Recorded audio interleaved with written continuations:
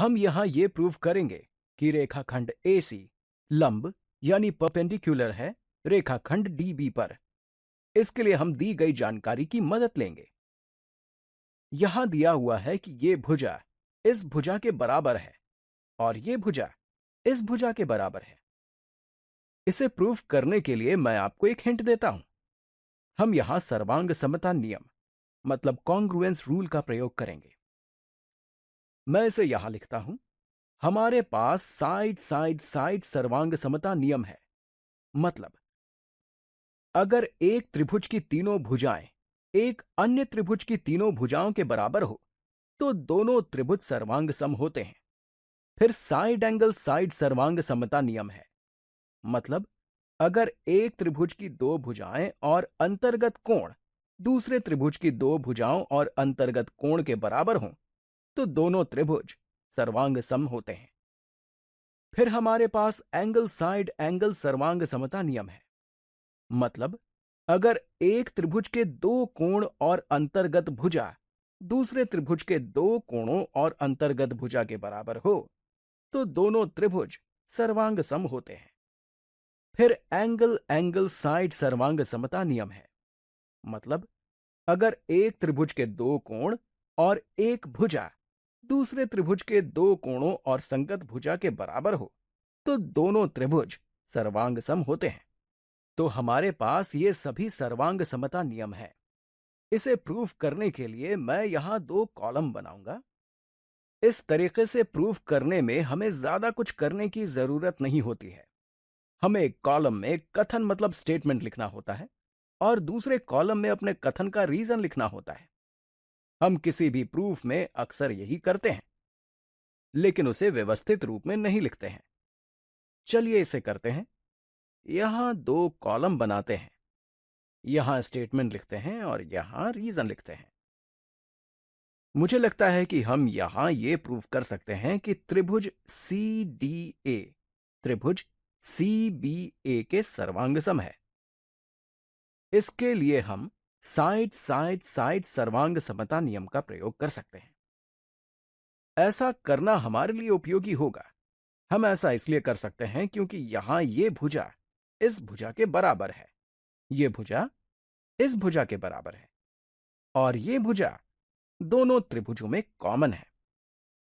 लेकिन मैं इसे सिर्फ बोलकर ही नहीं करना चाहता हूं, बल्कि इसे यहां इन कॉलम में ठीक ढंग से लिखकर करता हूं। रेखाखंड CD या यूं कहें कि रेखाखंड CD की लंबाई बराबर रेखाखंड CB की लंबाई है, जो कि यहां गिवन है। तो इन दोनों की लंबाई समान है। हमें यह भी पता है कि रेखाखंड DA की लंबाई और रेखाखंड BA की लंबाई समान है। इसे यहां लिखते हैं DA बराबर BA। यह भी गिवन है। हमें यह भी पता है कि CA CA के बराबर है। इसे यहां लिखते हैं CA बराबर CA, क्योंकि CA दोनों त्रिभुज में कॉमन है। तो यह भी गिवन है। तो यहां एक त्रिभुज की तीनों भुजाएं एक अन्य त्रिभुज की तीनों भुजाओं के बराबर है, इसलिए दोनों त्रिभुज सर्वांग सम है। तो हम कह सकते हैं कि त्रिभुज CDA सर्वांग सम है त्रिभुज CBA के।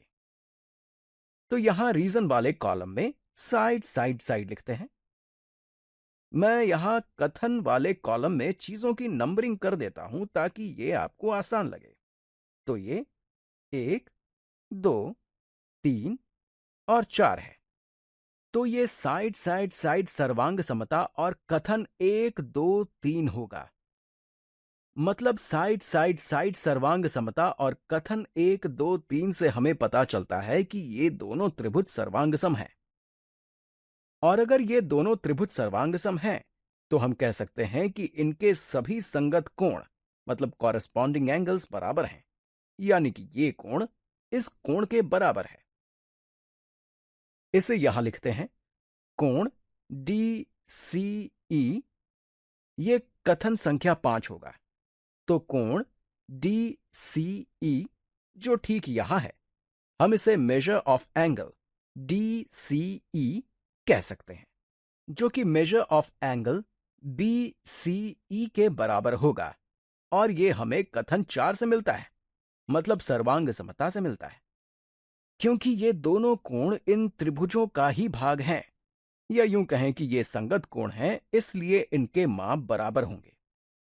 अब हम इन दोनों त्रिभुजों या यूं कहें कि यहां ऊपर के दोनों छोटे त्रिभुजों को सर्वांग सम प्रूव कर सकते हैं, क्योंकि यहां ये भुजा और ये भुजा बराबर है, ये कोण और ये कोण बराबर है, और ये भुजा दोनों त्रिभुजों में कॉमन है। चलिए पहले ये स्पष्ट कर लेते हैं कि ये भुजा इन दोनों त्रिभुजों में कॉमन है। तो यहां कथन 6 लिखते हैं, सीई, जो यहां ये रेखाखंड है, सीई के बराबर है। ये हमें डायग्राम से मिलता है। हमने यहां ये प्रूफ नहीं किया है कि इनके तीनों भुजाएं बराबर हैं, क्योंकि हमने यहां ये प्रूफ नहीं किया है कि ये भुजा इसके बराबर है। यहां डीई की लंबाई ई बी की लंबाई के बराबर नहीं है, लेकिन यहां हमारे पास एक त्रिभुज की एक भुजा और अंतर्गत कोण और दूसरी भुजा दूसरे त्रिभुज की एक भुजा और अंतर्गत कोण और दूसरी भुजा के बराबर है। हम इसे साइड एंगल साइड सर्वांग समता नियम कहते हैं। और साइड एंगल साइड सर्वांग समता नियम से हम कह सकते हैं कि त्रिभुज DCE सर्वांग सम है त्रिभुज BCE के। हमें एक चीज का ध्यान रखना है कि जब हम त्रिभुजों के नाम लिखते हैं तो उनकी संगत बिंदु क्रम में होनी चाहिए। हमने यहां D से शुरू करते हुए C और E लिया है, इसलिए यहां इस त्रिभुज में D का संगत बिंदु B होगा। तो हमने यहां D से शुरू किया है और यहां B से शुरू किया है। C इन दोनों त्रिभुजों का कॉमन बिंदु है, इसलिए इसे यहां बीच में लिखा है। फिर इन दोनों का अंत बिंदु E है, इसलिए यहां अंत में E लिखा है। मैंने ये सब बस आपको समझाने के लिए किया है कि कौन किसके संगत होगा। हम कह सकते हैं कि साइड एंगल साइड सर्वांग समता नियम से ये सत्य है, क्योंकि ये भुजा या यूं कहें कि ये दोनों भुजा सर्वांग सम है, जो हमें कथन 1 से मिलता है। ये दोनों कोण भी सर्वांग सम है, जो हमें कथन 5 से मिलता है। और इसकी दूसरी भुजा भी सर्वांग सम है, जो हमें कथन 6 से मिलता है। हम जानते हैं कि अगर ये दोनों त्रिभुज सर्वांग सम हैं, तो इनके सभी संगत कोण भी सर्वांग सम होंगे। तो हम कह सकते हैं कि ये कोण इस कोण के सर्वांग सम है। अब कथन 8 को इस तरह लिखते हैं, कोण DEC का माप बराबर कोण BEC का माप। ये हमें कथन 7 से मिलता है, या यूं कहें कि कॉन्ग्रुएंसी से मिलता है। अब कथन 9 को इस तरह लिखते हैं, कोण DEC का माप। हम इसे इस तरह लिख सकते हैं, कोण DEC और कोण BEC संपूरक हैं, जिसे आप यहां देख सकते हैं। तो यहां संपूरक यानी सप्लीमेंट्री लिखते हैं। इसका मतलब है कि इन दोनों कोणों का योग 180 डिग्री होगा। हम ऐसा इसलिए कह सकते हैं क्योंकि ये आसन्न कोण यानी एडजेसेंट एंगल्स हैं, जिसकी बाहरी भुजाएं एक ऋजु कोण मतलब स्ट्रेट एंगल बनाती हैं। चलिए अब अगला स्टेप लिखते हैं। हम जानते हैं कि अगर ये दोनों कोण बराबर हैं और संपूरक भी हैं, तो इनमें से प्रत्येक कोण 90 डिग्री का होगा। तो कथन 10 को इस तरह लिखते हैं, कोण DEC का माप बराबर कोण BEC का माप बराबर 90 डिग्री। ये हमें इन दोनों कथन मतलब कथन 8 और 9 से मिलता है। और कथन 8 और 9 हमें यह बताता है कि कोण DEC का माप जमा कोण, मैं सभी स्टेप्स को एक साथ नहीं करना चाहता हूं, चलिए इसे स्टेप बाय स्टेप करते हैं। कोण DEC का माप जमा कोण BEC का माप बराबर 180 डिग्री है। यह हमें कथन 9 से मिलता है, क्योंकि यह संपूरक मतलब सप्लीमेंट्री है। अब कथन 11 लिखते हैं, कोण DEC का माप जमा कोण DEC का माप बराबर 180 डिग्री लिख सकते हैं। यह हमें कथन 9 और 8 से मिलता है। हमने यहां कथन 9 में कोण BEC का मान प्रतिस्थापित किया है, जो कि कोण DEC के बराबर है, और यह हमें कथन 8 से मिला है। अब कथन 12 में हम कोण DEC का माप बराबर 90 डिग्री लिख सकते हैं, जो कोण BEC के माप के बराबर है। यह हमें कथन 11 और 8 से मिलता है। इस तरह हमने इसे प्रूव कर लिया है। चलिए अब अंतिम कथन लिखते हैं जिसे हम प्रूव करना चाहते हैं। ये कथन संख्या 13 होगा। हमें यहां प्रूव करना था कि रेखाखंड AC DB पर लंब मतलब परपेंडिकुलर है, जिसे हम यहां डायग्राम में भी देख सकते हैं।